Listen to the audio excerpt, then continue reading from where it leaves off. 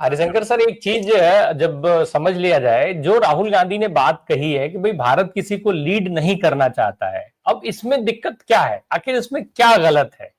अगर हम अपनी डेमोक्रेसी को पढ़ें, हम अपने देश के मूल को जानें और मूल को समझें, तो कहां है हमारे देश के मूल में, हमारे किसी भी तरीके, हमारे संविधान के मूल में ये कहां है कि हमें दुनिया को लीड करना है? लीड करने जैसी भावना है क्या हमारे देश में, हमारे देश के मूल में, हमारे संविधान के मूल में?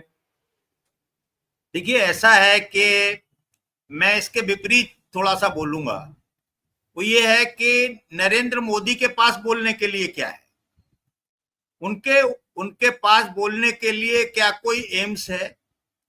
उनको बोलने के लिए उनके पास क्या कोई गेल भेल, LIC, नेशनलाइज बैंक, नवरत्न भारत के भाखड़ा नागल बांध कुछ है उनके पास बोलने के लिए? भारत की अर्थव्यवस्था कहां से कहां तक पहुंची और किस स्थिति में हमें देश आजाद मिला था, उसके अलावा मतलब उन्होंने क्या किया, उनके पास गिनाने के लिए अपनी उपलब्धियां क्या है? हाँ है।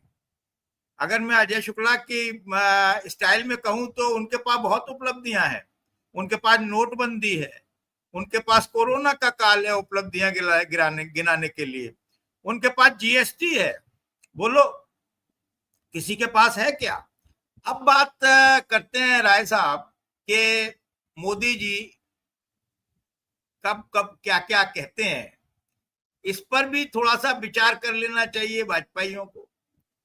उन्होंने बाहर गए तो कहा, कब कब क्या कहा। वो 2015 में टोरंटो गए थे और भारतीय प्रवासी समुदाय को उन्होंने संबोधन किया विदेशी धरती पर। ये सब विदेशी धरती के मामले हैं। हमारे देश में 30% लोग कचरा साफ करने वाले हैं। ये कनाडा के टोरंटो में भारतीय प्रवासी समुदाय को संबोधित करते हुए नरेंद्र मोदी ने कहा कि हमारे देश में 30% लोग कचरा साफ करने वाले हैं। तो आप बताइए कि अगर 30% लोग कचरा साफ करने वाले हैं, बाकी का भी हिसाब किताब दे देते और ये भी बताते कि कितना पैसा हमारे पास 1% लोग या 1% से कम लोगों के पास है, जिसके दम पर हम लूट खसोट मचाए हुए हैं। 2015 में ही वाशिंगटन वो गए तो चैम्बर ऑफ कॉमर्स, अमेरिकी चैम्बर ऑफ कॉमर्स है अमेरिका में, तो वाशिंगटन में बोले भारत में बुनियादी ढांचा बहुत खराब है, बिजली पानी की बहुत समस्या है। ये प्रधानमंत्री बोल रहा है। देखिए, देश का राहुल गांधी नेता प्रतिपक्ष है। 2015 में उन्होंने ब्रिटेन में क्या कहा? भारत में भ्रष्टाचार और नौकरशाही की समस्या थी, लेकिन अब बदलाव आ रहा है। तो ये अजय शुक्ला जी से मैं निवेदन करूंगा कि जब उनका नंबर आए तो वो जरूर बताएं कि भ्रष्टाचार और नौकरशाही की समस्या में किस तरह का बदलाव आया है, कितने आमूलचूल परिवर्तन हुए हैं, कितना रामराज आया है, कितनी ईमानदारी आई है। और लेकिन उन्होंने ये विदेश की धरती पर कहा। और चीन में जाते हैं तो कहते हैं हमारे यहाँ बुनियादी सुविधाओं की बहुत कमी है। बर्लिन में जाते हैं तो कहते हैं भारत में शिक्षा और स्वास्थ्य पिछड़े हुए हैं। तो सर, जर्मनी में जब वो जाते हैं तो कहते हैं भारत में शिक्षा और स्वास्थ्य बहुत पिछड़े हुए हैं। और दक्षिण कोरिया में जाते हैं तो कहते हैं पिछली सदी में हमने सोचा कि भारत में जन्म लेना ही अभिशाप है। क्या ये देश है? क्या ये सरकार है? ये 2017 का उनका प्रवचन है। और लंदन में, यूके में जब वो गए और भारतीय डॉक्टरों से मिले तो उन्होंने कहा भारत में डॉक्टरों की कमी है, ग्रामीण क्षेत्रों में तो स्वास्थ्य सेवाएं अपर्याप्त हैं ही नहीं। और पनामा में, बहरीन में गए तो उन्होंने कहा कि भारत में अल्पसंख्यकों की सुरक्षा पर सवाल उठते हैं, लेकिन हम सबका साथ सबका विकास चाहते हैं।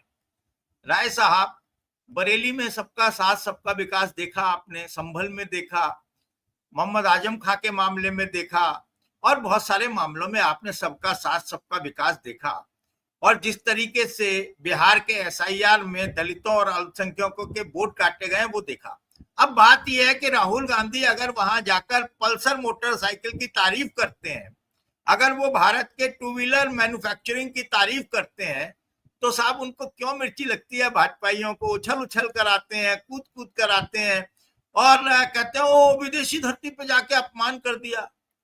आज विदेशी धरती पर या अपनी धरती पर बोलने में कोई अंतर है क्या? क्या आज यहाँ हम जो लोग बात कर रहे हैं वो यूके में, यूएसए में नहीं देखी जा रही है क्या? क्या वो दुबई में, नॉर्थ ईस्ट में नहीं देखी जा रही है क्या? क्या वो जहां जहां हिंदी भाषी क्षेत्र है वहां देखी जा रही है, और बहुत से लोग सबटाइटल के सहारे देखते हैं। तो अब हम जब ग्लोबल विलेज के कॉन्सेप्ट में है, तो ये बात करना ही बेईमानी है कि साहब ये विदेशी धरती पर अपमान किया। अब अपमान तो आप चाहे यहाँ करिए चाहे बाहर करिए, आप है। और राहुल गांधी अगर कह रहे हैं भारतीय कंपनियों का जलवा है, बजाज पल्सर बाइक जब देखने को मिलती है तो बच्चों की तरह खुश हो जाते हैं, तो मुझे तो नहीं लगता। अब बहुत सारी कंगना और गंगना है जो कहती हैं कि कलंक है, ये है वो है, जिनको हिंदी बोलनी नहीं आती, जिनको अंग्रेजी बोलनी नहीं आती, जो पढ़े लिखे नहीं है, अनपढ़ लोग हैं, ये एंटायर पॉलिटिकल साइंस वाली जमात जो है वो लगातार करती है।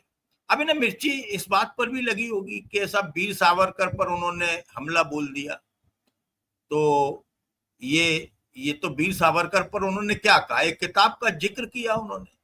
भाई वीर सावरकर मत कहिए, ये वीर सावरकर तब निकला जब तक उनकी फाइल नहीं खुली थी, तब तो इंदिरा गांधी ने भी उन्हें स्वतंत्र वीर कह दिया था। मैं अपना शब्द वापस लेता हूं, मैं इसीलिए कह रहा हूं, उनकी फाइल खुलने के बाद पता चला वो तो माफी वीर था, वो वीर था ही नहीं। हाँ, तो मैंने माफी लगाना भूल गया ना मैं।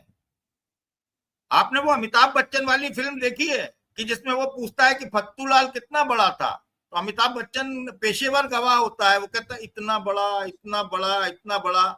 तो वकील कहता है, अजय साहब वकालत कर रहे थे उस फिल्म में, तो कहते हैं कि अरे तुमने ये तो देखा ही नहीं, क्या ये तो इन्हें मालूम ही नहीं है गवाह को कि वो मुर्गा था, आदमी नहीं था। बोले अरे जज साहब बहुत जल्दीबाजी में रहते हैं, मैंने अभी दूसरा हाथ लगाया कहाँ है, इतना बड़ा था। तो सर मैं माफी चाहता हूं, मैंने माफी नहीं लगाया था मैं माफी चाहता हूं। आइए अजय जी आइए। ये पूरा जो जिस तरीके की परिस्थिति है, बड़ी विकट परिस्थिति है। समस्या क्या है कि भाई विदेश की धरती पर जाने के बाद मोदी जी को वहां के जो भी लोग घुमाने फिराने ले जाते हैं वो चाय की टपरी दिखाते हैं।